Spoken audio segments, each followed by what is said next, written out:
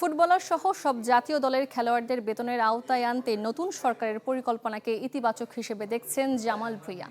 বাংলাদেশ অধিনায়কের মতে যা ভালো খেলতে আরও অনুপ্রেরণা যোগাবে খেলোয়াড়দের। দেশে অর্ধশতাধিক ক্রীড়া ফেডারেশন, এর মধ্যে শুধু বেতনভুক্ত জাতীয় দলের ক্রিকেটার ও নারী ফুটবলাররা, সেটাও বিসিবি ও বাফুফের নিজস্ব কাঠামোয়। ক্রিকেট বোর্ড নিজস্ব অর্থে তা বহন করলেও ফুটবল ফেডারেশনকে নিতে হয় ফিফার সহায়তা। ক্ষমতায় এসে দেশের সব খেলার জাতীয় দলের খেলোয়াড়দের বেতন কাঠামোর আওতায় আনার ঘোষণা দিয়েছে নতুন সরকার, যাকে ইতিবাচক হিসেবে দেখছেন ফুটবল দলের অধিনায়ক জামাল ভুঁইয়া। এটা আমি মনে করি এটা ভালো, এটা পজিটিভ জিনিস, কারণ উনি নিজে খেলোয়াড় ছিল, সো উনি বুঝতে পারছে মানে যে স্ট্রাগল আমরা করতেছি।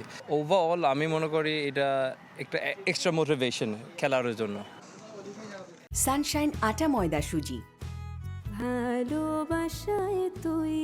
31 মার্চ সিঙ্গাপুর ম্যাচ দিয়ে ব্যর্থ এশিয়ান কাপ মিশনের ইতি টানবে বাংলাদেশ। সেদিনই শেষ হবে জাতীয় দলের হেড কোচ হাভিয়ের কাবরেরার চুক্তি। গুঞ্জন চলছে আরও 1 বছর হামজা জামালদের বস হিসেবে থাকতে চান এই স্প্যানিয়ার্ড। কোচ ইস্যুতে অবশ্য কৌশলী এই মিডফিল্ডার। আসলে আমি জানি না উনি কি থাকতে চায় না থাকতে চায়, এটা আমি বলতে পারি না, বাট অফকোর্স উনি আমার সাথে অনেক বছর থাকছিল, সো হি নোজ এভরিবাডি না, সো এটা একটা পজিটিভ সাইন, সব কিছু জানে। বাট আসলে ডিসিশন আমি কমেন্ট করবো না।